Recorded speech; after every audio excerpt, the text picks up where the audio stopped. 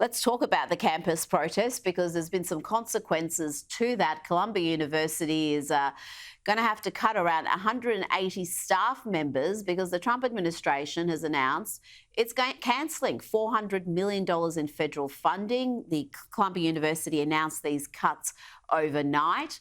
The Ivy League school was targeted for these cuts because of its failure to protect Jewish students from anti-Semitic harassment. I'm having trouble feeling sorry for Columbia here. Yeah, that's absolutely right.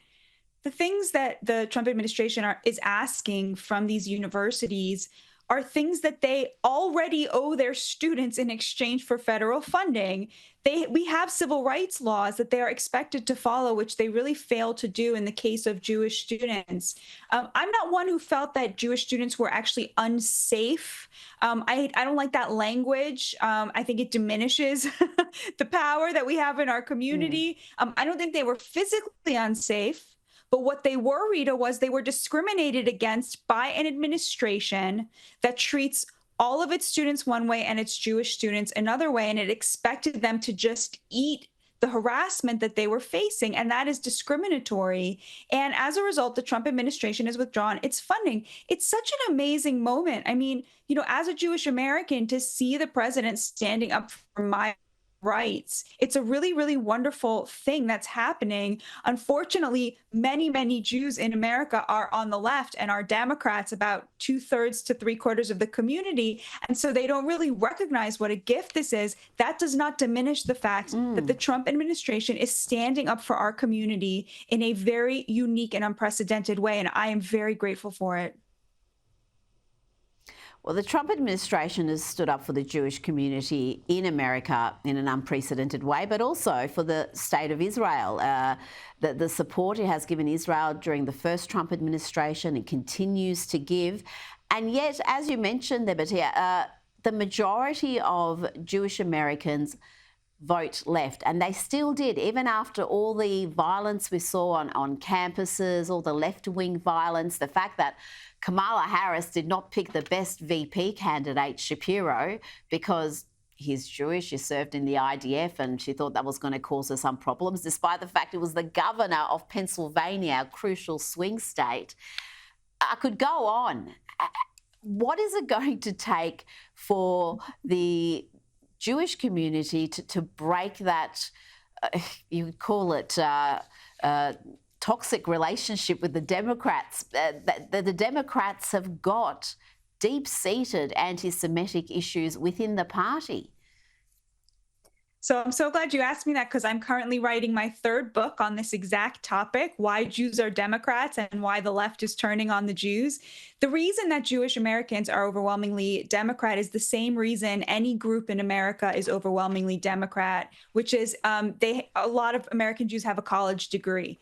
So about 30% of Americans have a college degree, 60% of American Jews have a college degree. So what you would expect from that, college being the #1 predictor for Democrat politics, would be that the community would be twice as likely to vote for the Democrats, and that's exactly the numbers you see. However, this is all changing because my community, the Orthodox community, is a lot less beholden to the woke ideology in the universities. The ultra-Orthodox community doesn't go to college at all and is much more likely to be conservative. Of course, we have conservative social values.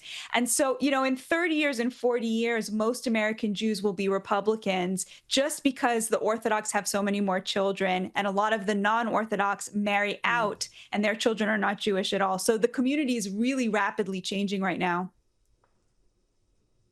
Now, let's get back to that lawfare we were speaking about and attempts to obstruct the Trump administration's policies. The Trump administration has had some good news this week, with the Supreme Court yesterday siding with Trump in lifting a lower court order. This is going to that was pausing the transgender military ban from taking effect. This means Trump's orders will proceed. Tell me about this decision and why this policy was introduced in the first place.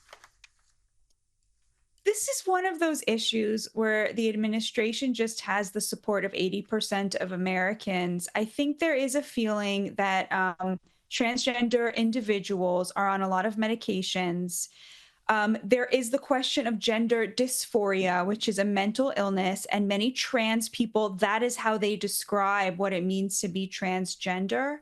And these are just things that you don't necessarily want to have to be thinking about in a military context of heightened security, intense emotions, intense physicality.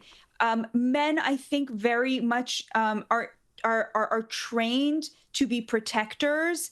If they're in a situation, a combat situation, and their fellow soldier is a woman or looks like a woman and could be mistaken for a woman, this is a thorny situation. And I think right now the military is sort of reorienting itself under the guidance of Trump and Pete Hegseth to be more traditional in its values and its approach and its aesthetic.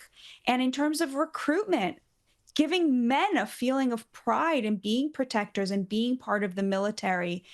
So I think that the Trump administration politically is on very solid ground. This is not like saying you can't be gay in the military. It's very different because it's a very, there's this feeling among the Democrats, the left, they think of LGBT as one thing. But normal people, like regular middle class, working class people, they really don't see it that way. They see gay as, being totally consistent with all their other conservative values. They know gay people, they go to church with gay people, and they see trans in a very different light, especially when it comes to things like transgender people in women's sports or in women's bathrooms or talking to their children or in the military. There is a separation happening within that community. Some would like it to be a more profound separation, but certainly there are plenty of people who are at the LGB end of the spectrum who have no time for the rest of the letters and their activism. Batya Ungar-Sargon, thank you so much for your time tonight. Thank you, Rita. God bless.